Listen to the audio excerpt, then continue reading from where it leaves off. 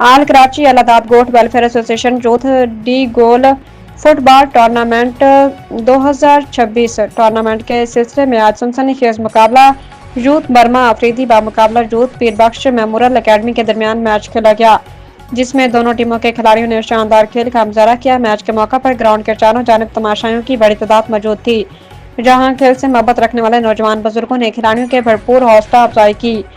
मुकाबला इंतहाई दिलचस्प और सनसनीखेज रहा और बर्मा अफरीदी ने 3 गोल से कामयाबी हासिल की। इस मौके पर मेहमान खसूसी खादिम इंसानियत परवीन मुगल साहिबा को दोनों टीमों के खिलाड़ियों से तारुफ करवाया गया।